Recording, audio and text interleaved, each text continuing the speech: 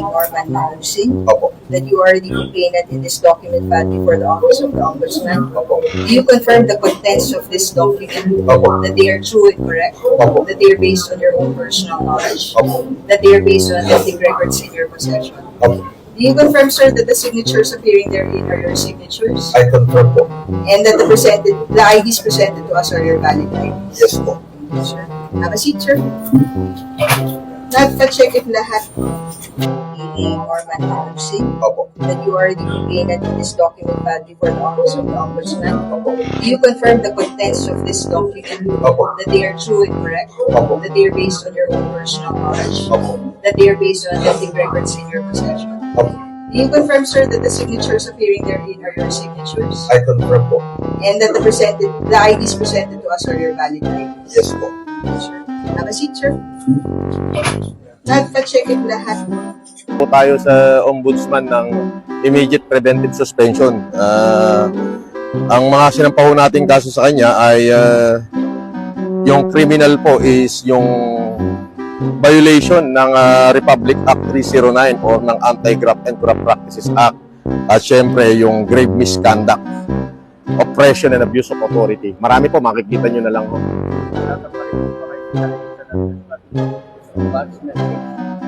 Pinag-aaralan po ng ating kampo.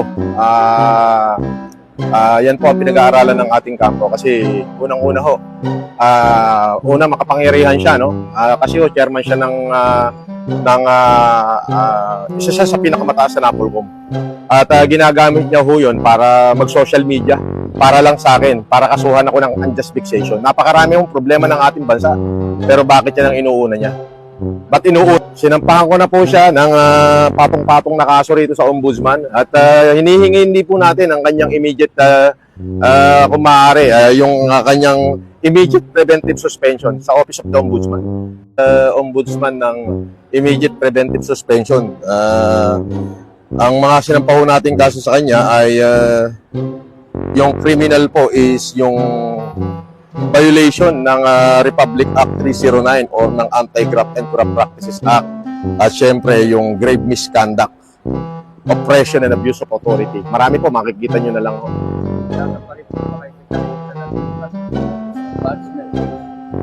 Pinag-aaralan po ng ating kampo.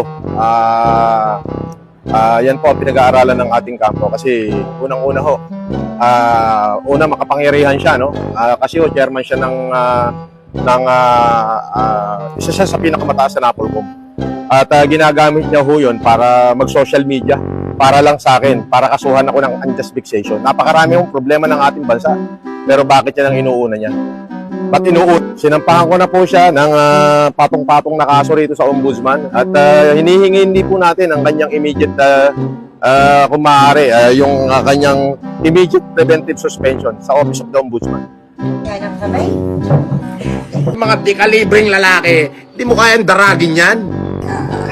Sir Rafael Vicente R. Kalinisan. Opo. Okay. Pinanunumpaan niyo po ba itong complete affidavit na sinasampa niyo for unjust vexation? Opo, ma'am. Peanut! Yung mga pinagkakakaso nila. Itong complaint na to ay laban po kay Norman Mamusin alias Francis Leo Marcos. Opo, ma'am. Lahat po lang nakasulat dito sa inyong affidavit ay pawang katotohanan Opo, lamang. ma'am. Wala pong pumilit sa inyo. Wala po. Pinapaalam ko po sa inyo na pag may nakitang kasinungalingan at ito po'y napatunayan, maaari po kayong makasuhan ng perjury. Opo, ma'am. Okay. Itutuloy niyo po ang kaso? Opo. Salamat po. Salamat po. Paborito ng buong mundo. Papahaba rin ang buhay nyo.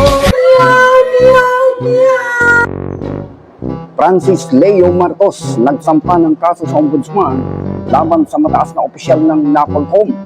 Sino pa ba yung sasampahan ng ni Francis Leo Marcos? Di si NAPOLCOM Commissioner Attorney Kalinisan. Mga kababayan, at narito po yung buod ng balitang ito, mga kababayan.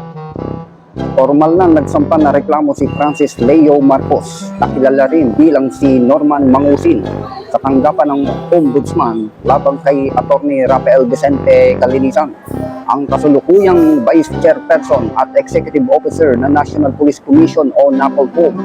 Sa dokumentong may petsang March 6, 2026, pinihain ni Marcos ang kanyang complaint affidavit sa gusali ng Ombudsman sa Agham Road, Diliman, Quezon City, kung saan nahaharap ang opisyal sa patong-patong na kriminal at administratibo.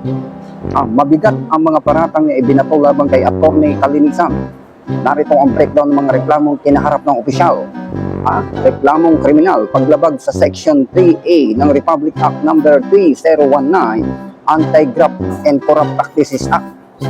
At reklamong administratibo o yung GRIP, misconduct, operation abuse of authority, conduct, prejudicial to the best interest of the service, etika, discourtesy sa pagtupad ng tungkulin at paglabag sa RA 6713 Code of Conduct and Ethical Standard for Public Official and Employees. Hindi lamang simpleng demanda ang hiling ni Marcos. Kalakip ng kaniyang reklamo ang isang motion for the issuance of immediate preventive suspension.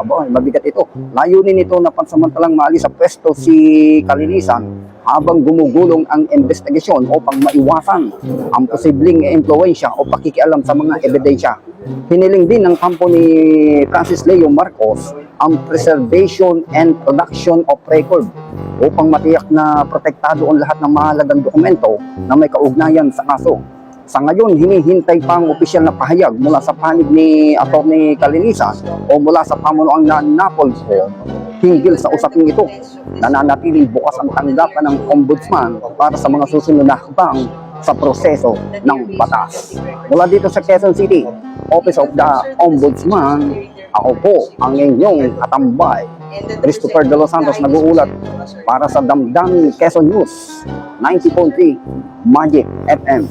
Lucena.